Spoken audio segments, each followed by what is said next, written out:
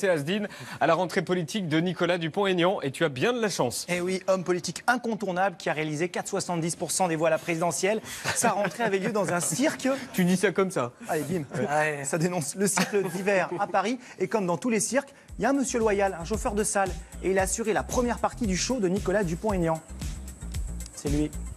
Bon, j'ai reçu quelques SMS, on me dit que les journalistes du quotidien Violette Barthès ont été refoulés à l'accueil.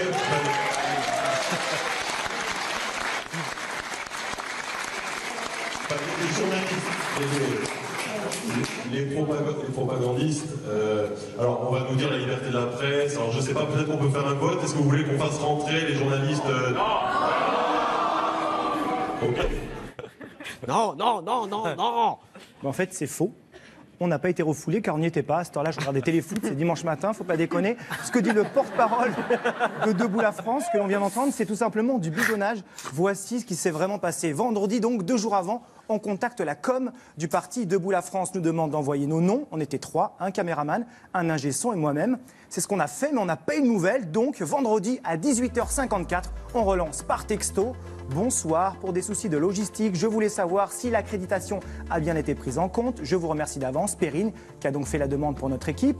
Il a fallu attendre le lendemain, samedi, 9h46, 5 lignes, 10 mots, signature comprise de l'attaché de presse. Bonjour, malheureusement, ce ne sera pas possible. Cordialement, Julien Châtel. Donc ouais, je le répète, on n'y était pas, on ne s'est pas déplacé, non. On n'était pas sur le trottoir. Hein. Mais on a quand même pu débriefer le discours de Nicolas Dupont-Aignan. Alors son porte-parole nous qualifiait de propagandiste. C'est vrai que le mot propagande, Nicolas Dupont-Aignan, il aime bien. Cette propagande, la propagande, oui, la propagande. Propagande, définition. Ensemble d'actions psychologiques pour influencer les pensées, les actes d'une population afin de l'endoctriner ou l'embrigader. En clair, mentir pour convaincre. Donc comme il dénonce la propagande, ça ne doit pas être son truc de mentir. Hein.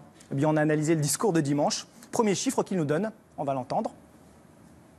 Nous avons rassemblé près de 2 millions de Français. Non, c'est un peu large, non.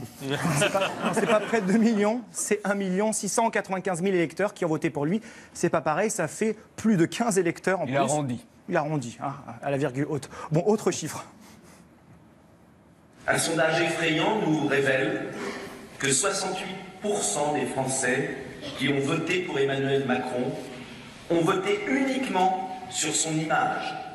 Donc alors, ça fait plus de 2 tiers qui auraient voté Macron juste pour son image. On n'a jamais retrouvé ce sondage. Jamais. On a appelé 3 instituts. IFOP, Ipsos et Harris Interactive, ils n'ont jamais entendu parler du sondage et ils le jugent même farfelu. J'ai appelé Debout la France, ils m'ont répondu, ils n'ont pas pu me dire quel était ce sondage. On continue notre fact-checking. Aragon écrivait « Quand les blés sont sous la grêle, fou qui fait le délicat, fou qui songe à ses querelles au cœur du commun combat. » Magnifique, dans les yeux d'Elsa. Non, c'est pas les yeux d'Elsa, c'est la rose et le réséda extrait de la Diane française.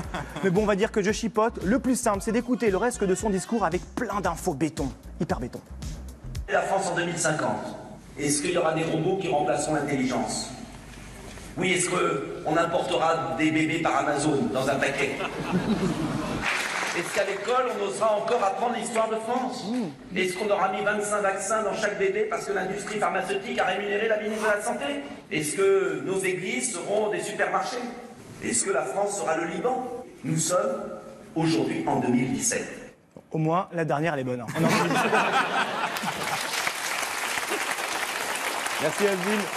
Et les images viennent d'eux. Viennent d'eux? C'est pas notre caméra. C'est pour ça qu'elles sont un petit peu floues, hein, je le dis. Merci Asdine.